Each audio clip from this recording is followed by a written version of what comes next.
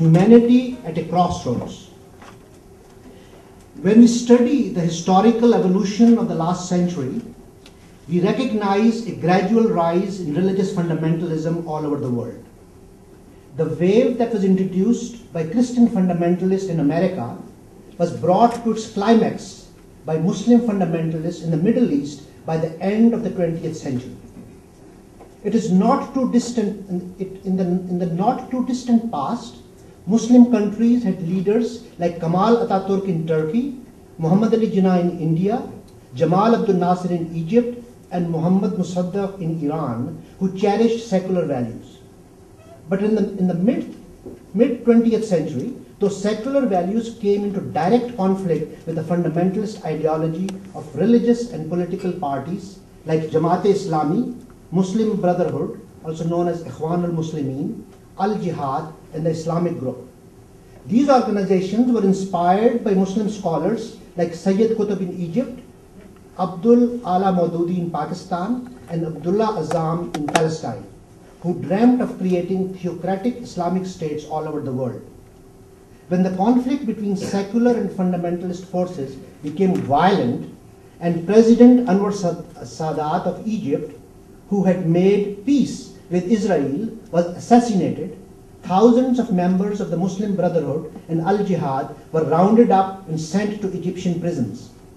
Those prisoners were tortured, and they emerged from prison more militant than before.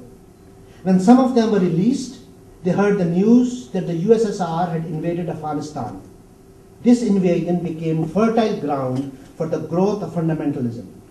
The Saudi and American governments started pouring millions of dollars and weapons into Afghanistan and Pakistan and supporting the Mujahideen.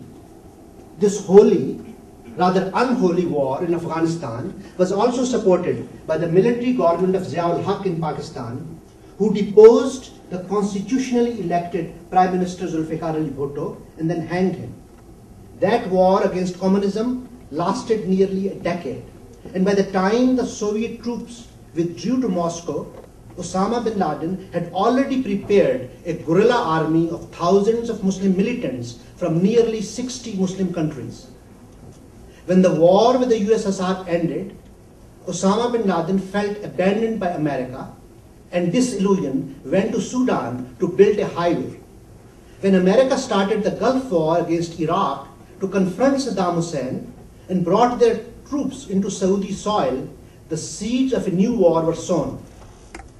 Osama bin Laden, Ayman al-Zawahiri, Sayyid Imam al-Sharif, also known as Dr. Fadl, and Abdullah Azzam held meetings in Pakistan and Afghanistan and created Al-Qaeda, declaring a holy war against secular governments of the Middle East and the Western world, especially America. Gradually, the Mujahideen, that were known as the Holy Warriors, admired and funded by America, were transformed into the Taliban. Within a decade, these heroes, these who were known as freedom fighters, were gradually known as terrorists. The Taliban, the religious students of traditional Islamic schools, also known as madrasas, were quite popular among Afghanis when they protested against the atrocities of the warlords. But then they became unpopular after they came into power and created a theocratic state that ignored the human rights of women, children, and minorities. In the early phase, America was willing to negotiate with the Taliban leaders and make compromises to secure her economic and strategic interests, including access to the oil pipeline in Afghanistan. But when the Taliban refused to accept the unreasonable demands of Americans, the American representative threatened them. Jean-Charles Brissac and Guillaume Desqueux, in their book, the French writers, the book is called Forbidden Truth, quote, reveal that it was at a May 15, 2001 meeting in Berlin that a US official ominously presented the following ultimatum to the Pakistani delegation, who were the Taliban's interlocutors at the meeting, quote, either you accept our offer on a carpet of gold or we bury you under a carpet of bombs, unquote. At that point, America was contemplating attacking Afghanistan. The September 11, 2001 tragedy where thousands of innocent people died on American soil, provided a golden opportunity for Christian and Muslim fundamentalists to plunge into a cycle of violence.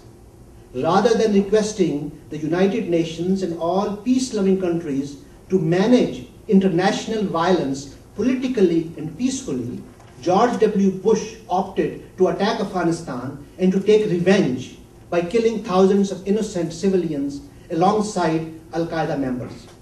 It did not take long for the war Bush started in Afghanistan to extend to Iraq and Pakistan.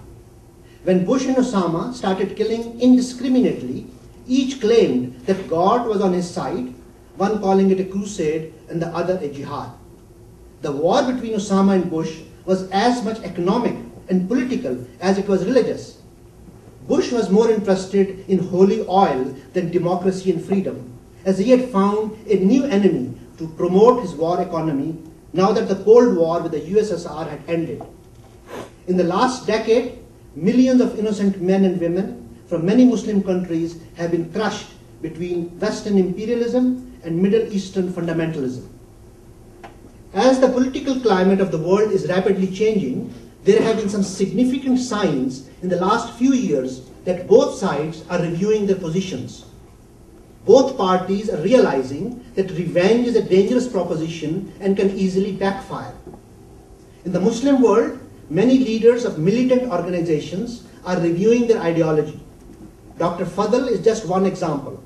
This scholar, author of the 1,000-page book, The Essential Guide of Preparation, which became the Bible for militant Muslims, has written another book called Rationalizing Jihad, in which he embraces peace rather than violence.